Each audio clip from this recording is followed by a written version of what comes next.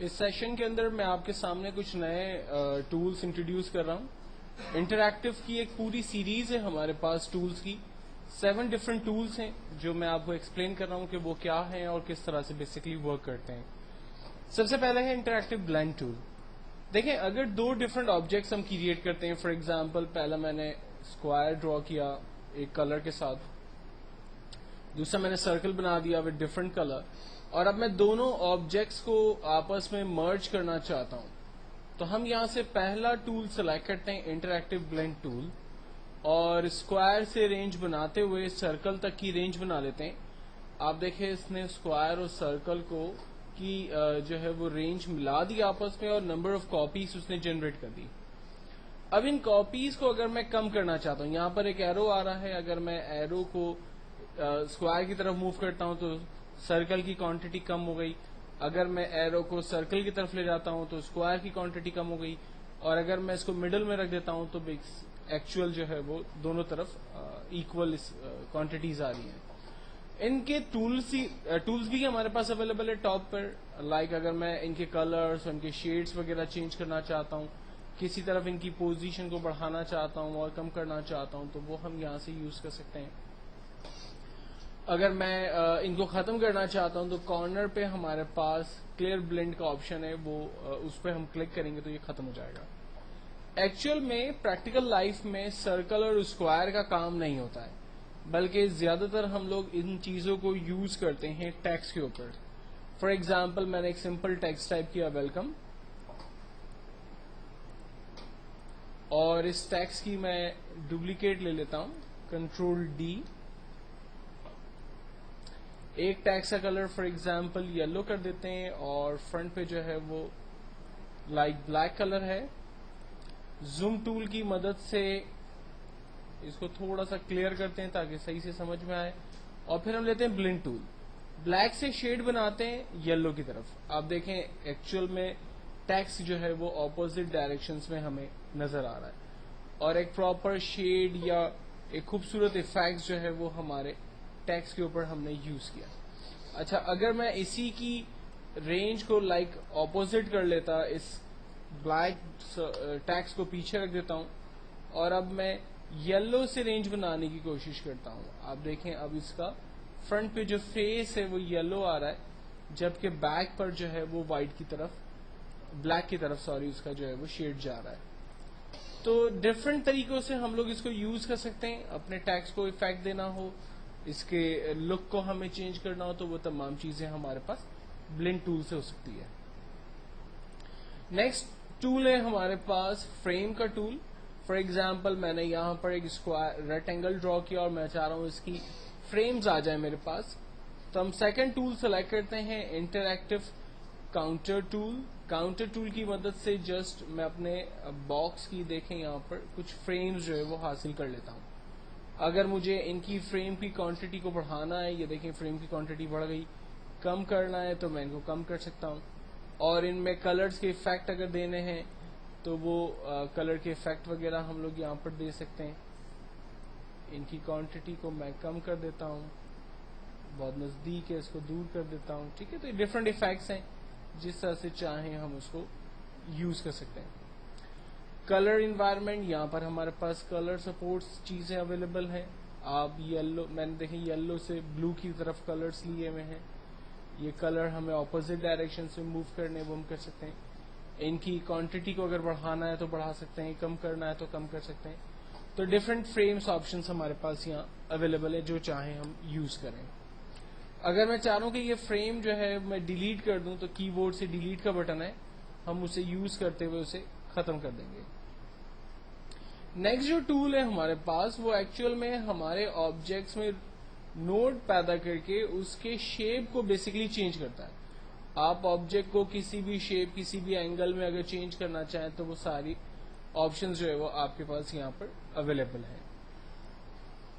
دین اس کے بعد آبجیکٹ یا ٹیکسٹ میں شیڈز اپلائی کر دیں. فار ایگزامپل میں نے ایک سمپل باکس بنایا.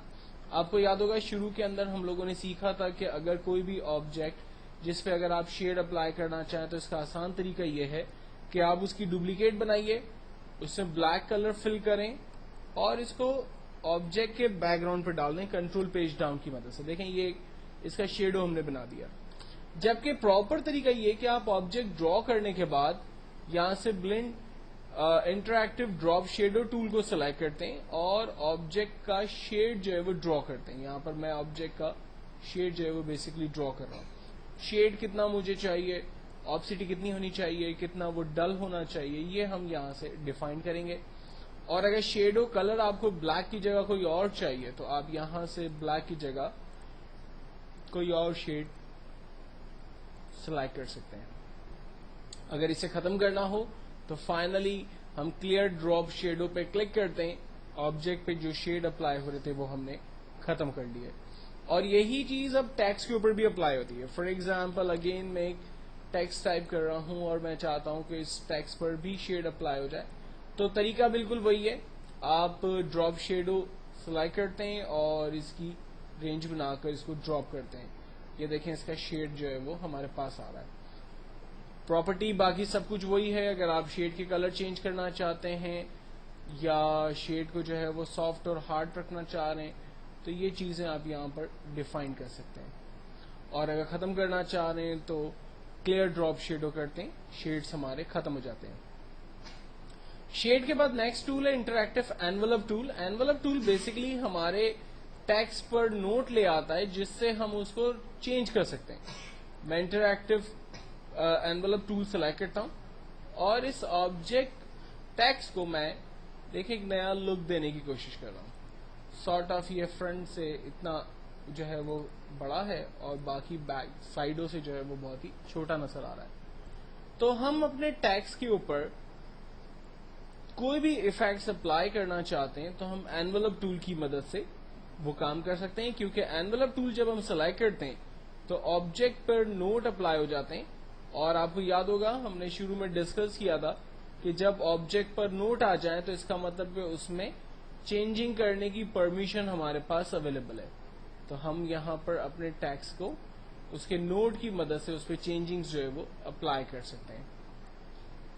नेक्स्ट हमारे पास 3D ऑब्जेक्ट में कन्वर्ट करने के लिए टूल अवेलेबल है। फॉर एग्जाम्पल मैं एक सिंपल स्क्वायर ड्रॉ करता हूं और मैं चाह रहा हूं कि इसको मैं 3D के अंदर कन्वर्ट कर दूं, तो हम यहां से टूल सिलेक्ट करते हैं इंटरएक्टिव एग्जीक्यूट टूल्स और जस्ट ड्रैग करते हैं अपने ऑब्जेक्ट की। ये देखें इसकी कॉपी आ गई। अब इसको थोड़ा सा गौर से देखेंगे तो हमें क्लियर समझ में आने लगेगा कि किस तरह से बना है। ये ऑब्जेक्ट का फ्रंट हिस्सा है, ये इसका लेफ्ट हिस्सा है और ये इसका बॉटम हिस्सा है। अगर मैं इसके कलर को चेंज कर दूंगा तो ये और अच्छे से समझ में आएगा, जिसके लिए मुझे इसकी प्रॉपर्टी को यूज करना होगा। लाइक सेकंड शेप जो है वो मैंने इसका येलो लिया। अब देखें ये इसका फ्रंट हिस्सा है जो कि रेड है और ये इसका लेफ्ट और ये इसका बॉटम हिस्सा येलो हमने कर दिया। तो हम कलर्स को यहां से अपनी मर्जी से चेंज कर सकते हैं, जो कलर चाहें इन पर अप्लाई कर सकते हैं। खत्म करना हो तो हम यहां से इसको क्लियर एग्जीक्यूट करते हैं तो ये ऑब्जेक्ट जो है वो दोबारा एक फ्लैट शेप के अंदर तब्दील हो गया। लास्ट है ट्रांसपेरेंसी टूल। हम अपने ऑब्जेक्ट को ट्रांसपेरेंट कर सकते हैं। मिसाल के तौर पर ज्यादातर ये टूल यूज होता है हमारा इमेजेस के ऊपर अप्लाई करने के लिए। फॉर एग्जाम्पल मैं एक इमेज यहां से सेलेक्ट करता हूं, फाइल, इंपोर्ट, और एक पिक्चर मैंने ये सेलेक्ट कर ली।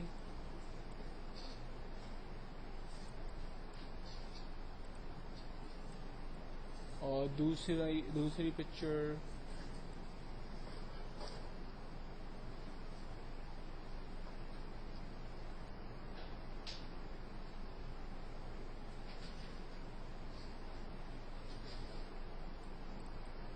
चलें, दूसरी पिक्चर मेरे पास ये है। अब ये दो डिफरेंट पिक्चर्स है और मैं इन दोनों पिक्चर्स को आपस में मिलाना चाहता हूं। ठीक है, तो मैंने इसकी रेंज बनाकर पेज अप किया।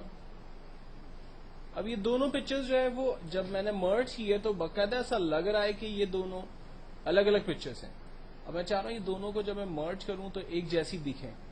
तो हम लोग सिलेक्ट करते हैं ट्रांसपेरेंसी टूल और अपनी इस पिक्चर की रेंज बनाते हुए इसके ऊपर से मूव करते हैं, ड्रैग करते हैं।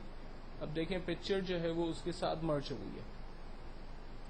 ठीक है, देखें ऐसा लग रहा है कि जैसे दोनों पिक्चर आपस में ایک ہوئی ہے. حالانکہ ایسا نہیں ہے, جو اورینج پکچر تھی وہ الگ ہے اور ہم نے آئی کی پکچر کو الگ سے جو ہے وہ ڈرا کیا, اور ہم نے ان دونوں کو آپس میں مرج کرنے کے لیے کیا کیا, ٹرانسپیرنسی ٹول کو سلیکٹ کیا, جسٹ رینج ڈرا کر دی. آپ دیکھیں پکچر جو ہے وہ اس کی رینج ڈرا ہو گئی,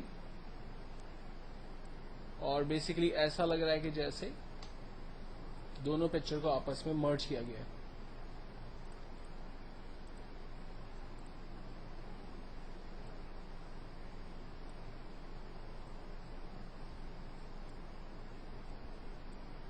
ٹھیک ہے, تو ایکچوئل میں یہ ٹرانسپیرنسی ٹول جو ہے وہ ہم لوگ پکچر کے اوپر یوز کرتے ہیں.